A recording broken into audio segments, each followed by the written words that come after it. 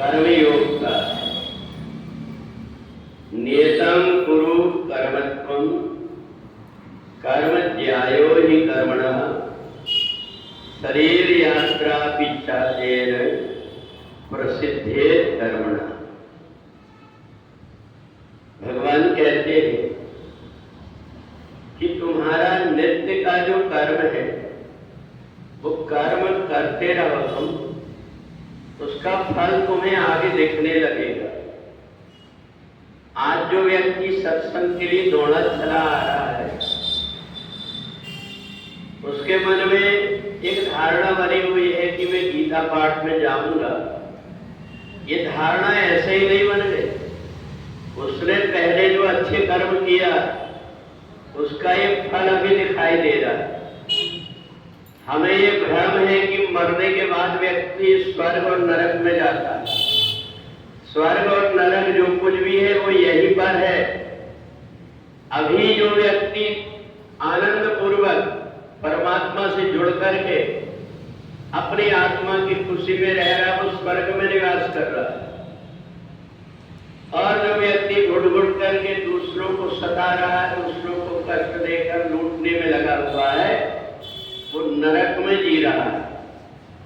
इससे बढ़ करके और पुण्य और स्वर्ग क्या मिलेगा कि सुबह से उठ करके भागता है व्यक्ति, कितने बज गए मेरे को सत्संग में जाना, और आकर के वो अपने अंदर परमात्मा से ऐसी बात करता है जैसे उसका जन्मों का संबंध है। सखेति मत्वा प्रध्वम यदुक्तम। हम परमात्मा से इतने नजदीक से जुड़ जाएं, ये जो कर्म है हमारा नियत कर्म है।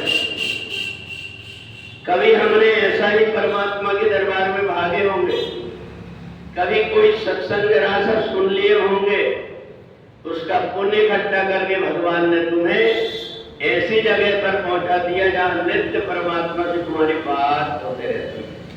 और इसलिए भगवान कहते हैं नियतम कुरु कर्मत्वम। कर्म तुम नियत रूप से जो कुछ बना हुआ है तुम करते रहो। तुमने एक फूल ला करके परमात्मा को चढ़ा दिया, परमात्मा बार बार जहां जहां तुम जाते हो वहां निगाह जाती।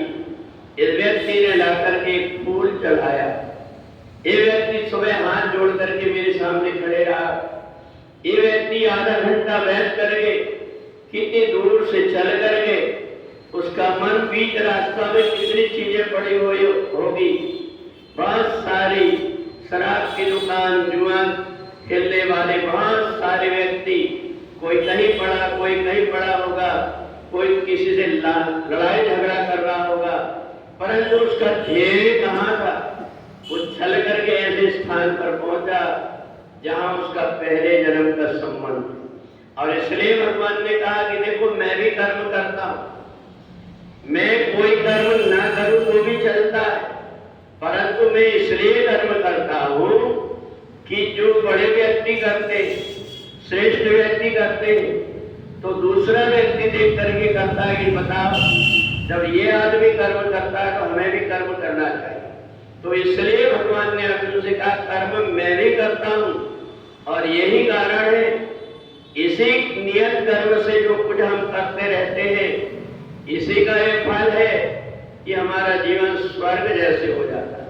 एक व्यक्ति वो भी है जो घुट घुट करके जी रहा है, सुबह से रोना रो रहा है, कल के मरने वाले व्यक्ति आज मर जाए, संसार को किसी को कोई लेना देना नहीं। जिसका थोड़ा सा मोह है, जिसको तुम पाल पोस करके पैसे दे रहे हो, वही थोड़े दिन रोएगा, इसके बाद में वही व्यक्ति कौन था कैसे मर गया इससे सब हट करके अपने आप में लग जाएगा। इसलिए मरने के पहले ही जो कुछ हमने सत्कर्म किया है ये कर्म ही आगे हमारे साथ में जाएंगे।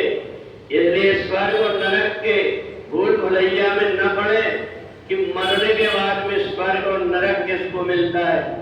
जो व्यक्ति यहाँ पर आनंदित होकर उसको खुद को लग रहा है कि मेरे ऐसे कोई कर्म नहीं है जिससे मैंने दूसरों को सताया कष्ट दिया है, उसका जीवन स्वर्ग में है। और जो व्यक्ति दूसरों को सताता है, खून के आंसू रुलाता है, उस उस व्यक्ति का जीवन नरक में। तो इसलिए भगवान ने तीसरे अध्याय में कर्मयोग बताया कि तुम जो छोटे से कर्म करते हो मेरे लिए, मैं अनंत गुना करके तुमको वापस कर देता हूँ। बोले वृंदावन बिहारी लाल।